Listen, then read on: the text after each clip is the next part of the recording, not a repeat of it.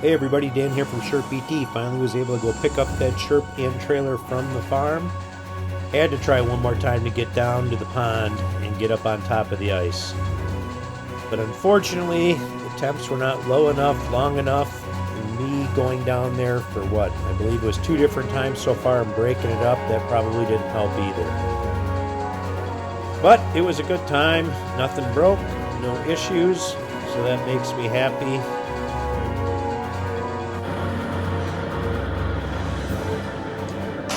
Well, I got her started.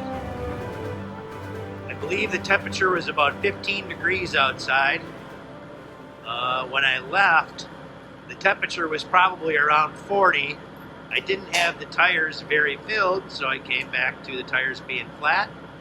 I have got the back Sherp trailer tires filled, but right now I have to wait a little bit until the Sherp warms up.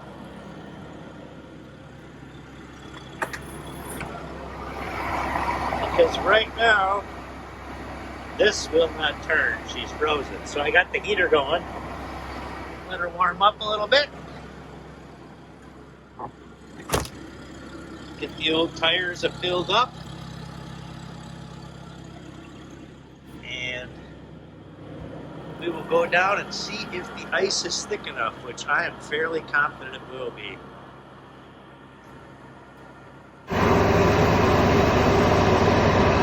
Heat going right now. Give her a little bit more juice. Up a little.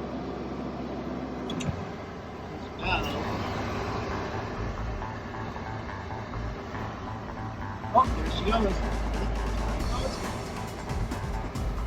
Up and down. Turn on the air. And we fill up the tires.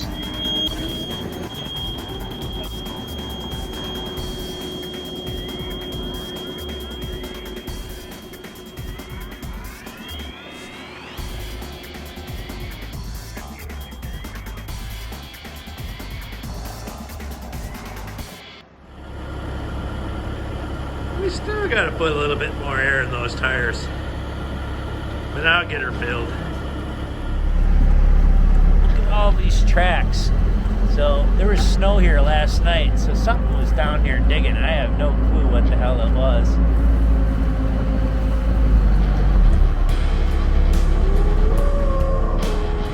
Like maybe coyotes? Not sure. Well, we're gonna try to go out on that and see if we can stay up. I'm not sure if we will be able to or not.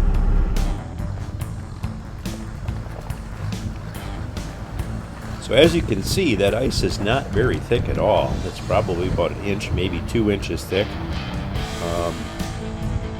I just could not get up on top of it. One of the things that you have to do is make sure that that air is correct to get back up on the ice, and it's about 60 millimeters of mercury, which is not very much at all.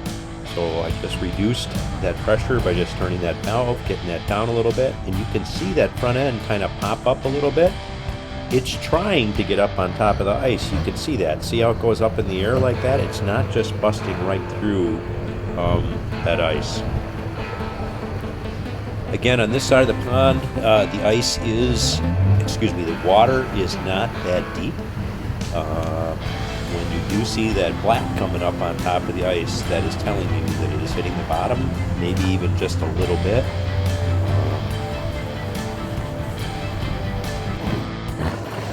So we cranked up the speed so you wouldn't be bored here.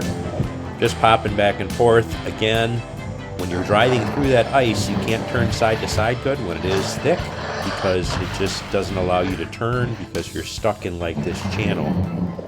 So you got to kind of break things out a little bit.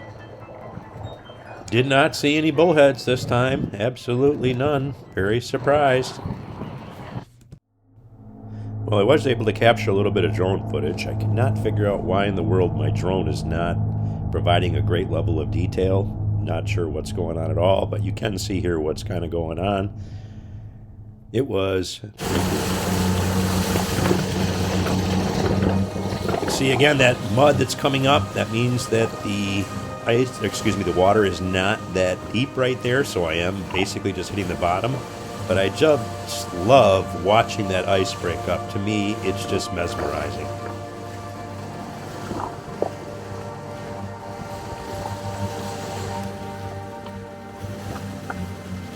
I always get asked, so I will get in front of the question.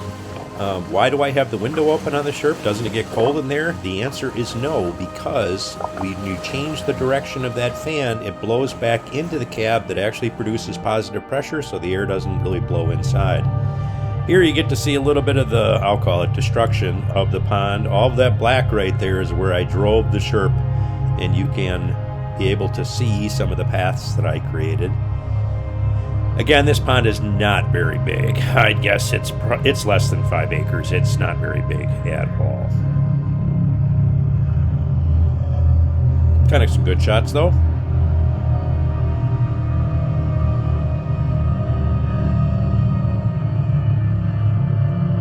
So here's me out in the field. Absolutely wonderful to drive the Sherp on snow, on a solid surface, because you can turn on a dime. It is absolutely cool.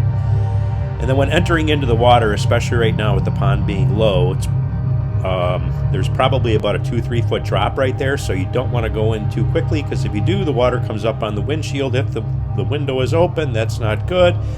But also, especially in this really cold weather, that water going up in that windshield would freeze right away, and it'd be very difficult to see out of that windshield. So I don't know if I would necessarily go and do that. But you can see again, that front end pops up. It does pop up on the water too, but not at all like when there's ice. Another thing that's interesting is when you are driving on the ice like this, if you get a big iceberg underneath the Sherp,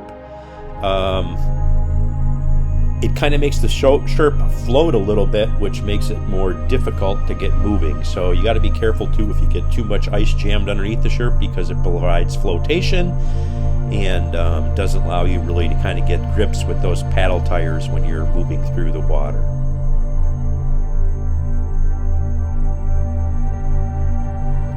So we're coming up to an end to this video. Hope you enjoyed it. Please like it if you did like it. Subscribe to the channel. Share it with some friends. Appreciate you watching. It means a lot. My next video is going to be focused on knocking down some cattails for a snowmobile club in central Wisconsin. Looking forward to that. That is in Amro. I'm going to be doing that today. Hopefully that is going to be a good adventure. Hope everything's going well for you. Happy holidays. Take care. Toodaloo.